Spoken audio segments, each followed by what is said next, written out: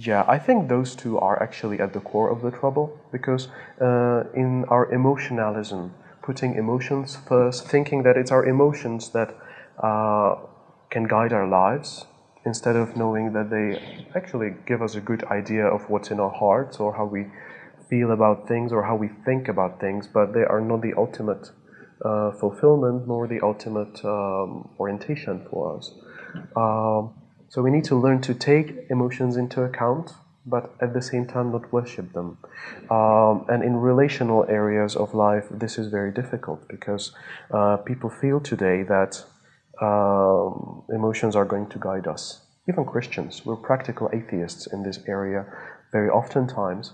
You can see it in the idea of marriage, when looking for a partner is thought of as an emotional adventure, looking for the one where you feel the emotional fit, and that does not carry the relationship too far, because no matter how well you feel about another person, especially when you're in love, it doesn't have much connection on how you're going to feel with him or her 10 years later. So I think we need to somehow balance that with the idea of commitment. And commitment that is not seen as some violence that you do to yourself, but as a way how God opens us for new vistas in life. So, emotionalism is difficult, because if you're looking for a partner or for your way in life only through emotions, you're going to be just confused, and you're going to look forever. So there's too much pressure that goes together with that. Whereas opening yourself to a way of God, for example, in singleness, and telling God, okay, I'm going this way because that's how I see things are most probably going to be useful for you, and please bless this way, or if it's not your idea for my life, lead me another direction. It's an interaction with somebody who loves me and who does not need to stress me out. That brings much freedom and relief. But that's not about emotional things only, it's way more about relational.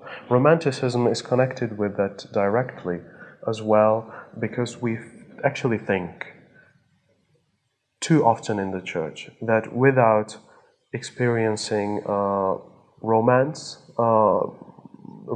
in the partnership, and romance as a couple with another person, we're missing on something that's the deepest part of life.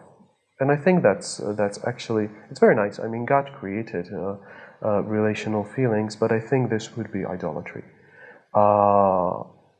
That again endangers families in the church, because there are going to be times when there will be no romantic feelings whatsoever, and those times may take a long time, actually, and many emotions can go completely different direction and need to be worked through and stuff.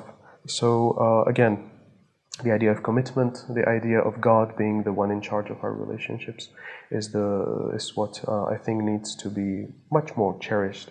For single people, or for people who think about maybe staying single, it's a big one, because it's about accepting that I might miss out on romance.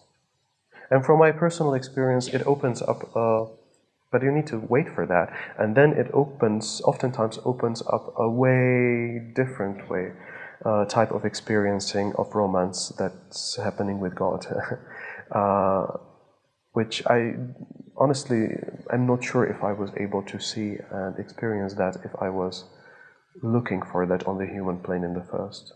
And then your relationship with God opens you for way deeper intimacy and romance with other people, but in the settings of brothers and sisters relationship, as being members of Christ, as being somebody who is interconnected with each other through God and by God. That's very romantic, but it's not the romance as we usually think about that.